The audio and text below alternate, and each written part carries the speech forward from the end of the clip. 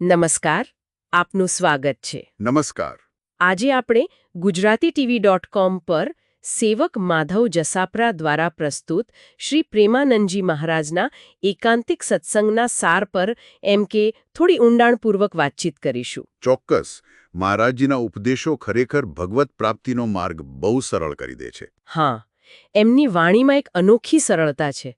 તો ચાલો એમના જ્ઞાનમાંથી કેટલાક મુખ્ય મુદ્દાઓ સમજીએ, જોઈએ કે આજના જીવનમાં એ કેટલા પ્રસ્તુત છે. બિલકુલ. મહારાજજી જટિલ આધ્યાત્મિક વાતો પણ સાવ સહજ રીતે સમજાવે છે. તો એક સામાન્ય સમસ્યાથી શરૂ કરીએ.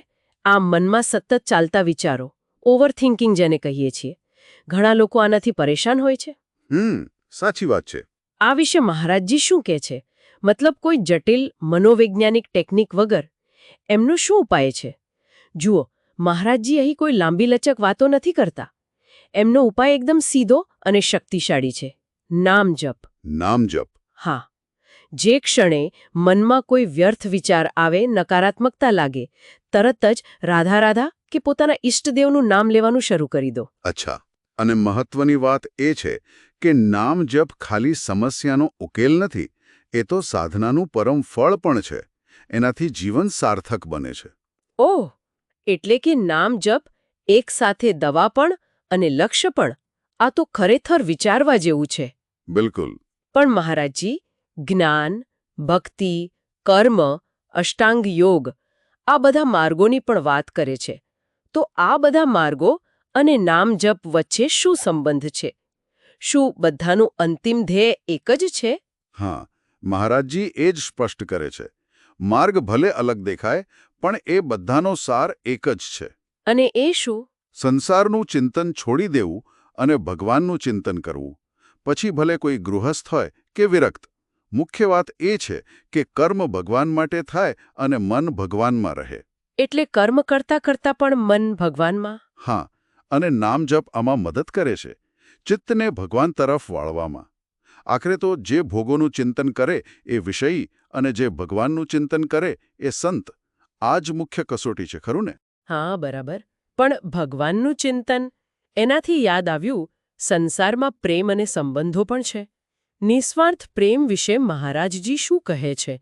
કારણ કે મોટા ભાગે તો પ્રેમમાં ક્યાંક ને ક્યાંક સ્વાર્થ દેખાય છે.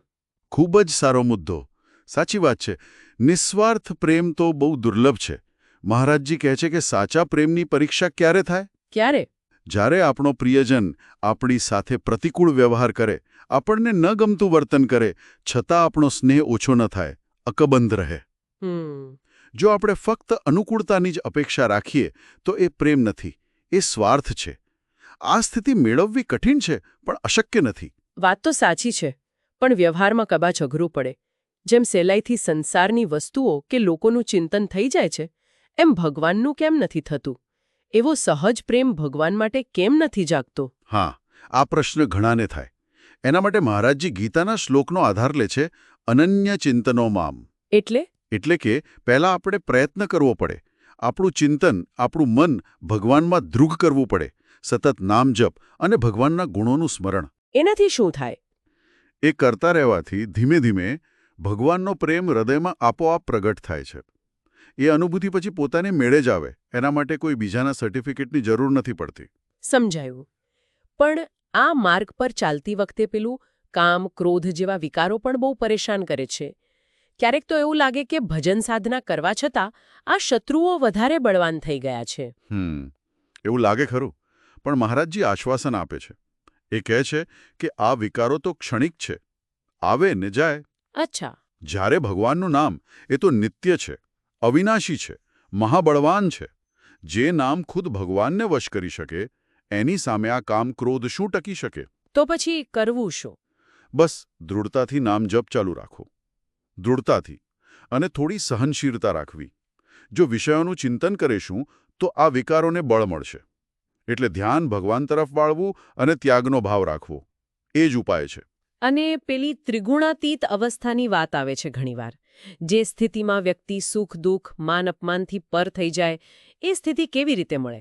જો મહારાજજીના મતે જ્યારે સાધક સ્થૂલ શરીર, સૂક્ષ્મ શરીર અને કારણ શરીર આ ત્રણેયના રાગ દ્વેષથી મુક્ત થઈ જાય અને પોતાના આત્મ સ્વરૂપને ઓળખે ત્યારે તે ત્રિગુણાતીત બને છે. એટલે કે બહારની પરિસ્થિતિઓની એના પર અસર ન થાય. હા, બરાબર. બહાર ભલે ગમે તે થાય, એ અંદરથી વિચલિત ન થાય. સુખ દુઃખ, માન અપમાન બધું સમાન લાગે. આ માટે પવિત્ર આચરણ, ઇન્દ્રિય સંયમ, સતત નામજપ અને પરોપકાર આ બધી સાધનાઓ જરૂરી છે.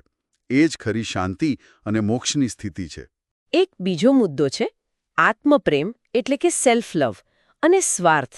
ઘણીવાર આ બંને વચ્ચેની ભેદરેખા બહુ પાતળી લાગે છે. હા, લાગે. પણ મહારાજજી એને બહુ સુંદર રીતે સમજાવે છે. કેવી રીતે? આત્મપ્રેમ આત્મા સાથે જોડાયેલો છે. એ નિષ્કામ છે. એમાં કોઈ માંગણી નથી હોતી. જ્યારે સ્વાર્થ એ દેહ સાથે જોડાયેલો છે. એ અપેક્ષાઓ અને માંગણીઓથી ભરેલો છે. એટલે જ્યાં માંગ પૂરી થાય. ના, જ્યાં ચાહત એટલે કે કોઈ પણ પ્રકારની માંગ જ ખતમ થઈ જાય, એ સાચો આત્મપ્રેમ. અને એ જ પરમાત્મા તરફ લઈ જાય છે. શરીરો અને ભોગોથી નહીં, પરમાત્માથી પ્રેમ કરવો એ જ સાચો સંન્યાસ છે. અંતમાં એક પ્રશ્ન ગુરુ દીક્ષા વિશે. શું દીક્ષા લીધા વગર ભગવત પ્રાપ્તિ શક્ય નથી? ઘણા લોકો આ બાબતે મૂંઝવણમાં હોય છે. મહારાજજી અહીં પણ પરંપરા કરતા સાર પર વધુ ભાર મૂકે છે. તેઓ કહે છે મંત્ર મૂલમ ગુરુવાક્યમ. એટલે કે મંત્રનું મૂળ ગુરુનું વાક્ય છે. હા, સાચી દીક્ષા ફક્ત પેલી કંઠી બાંધવાની વિધિ નથી, પણ મહાપુરુષના ગુરુના વચનોમાં શ્રદ્ધા રાખવી, એ પ્રમાણે જીવન જીવવું અને ભજન કરવું એ જ સાચી દીક્ષા છે. ઓહ! જેમણે વાત માની લીધી, ભલે પછી વિધિવત દીક્ષા ન લીધી હોય, એમનું કલ્યાણ નિશ્ચિત છે. શ્રદ્ધા અને અનુસરણ મહત્વનું છે. ખરેખર આખી ચર્ચાનો સાર એ જ નીકળે છે કે પ્રેમાનંદજી મહારાજ બહુ જટિલ લાગતા આધ્યાત્મિક માર્ગને નામજપ અને ભગવાનનું અનન્ય ચિંતન આ બે મુખ્ય સાધનોથી ખૂબ જ સરળ અને વ્યવહારુ બનાવી દે છે. હા, બિલકુલ. અને આ ઉપદેશો કોઈ ખાસ વર્ગ માટે નથી, દરેક વ્યક્તિ માટે છે. જે કોઈ જીવનમાં સાચી શાંતિ અને આનંદ શોધતું હોય એના માટે છે. સંસારની ક્ષણિક વસ્તુઓ પાછળ ભટકવાને બદલે શાશ્વત તત્વો સાથે જોડાવાની પ્રેરણા આપે છે. તો આ હતી gujarati.tv.com પર સેવક માધવ જસાપરા દ્વારા પ્રસ્તુત શ્રી પ્રેમાનંદજી મહારાજના સત્સંગના આધારે આપણી આજની ઊંડાણપૂર્વકની વાતચીત. આશા છે કે આમાંથી મળેલા વિચારો શ્રોતાઓને ઉપયોગી થશે.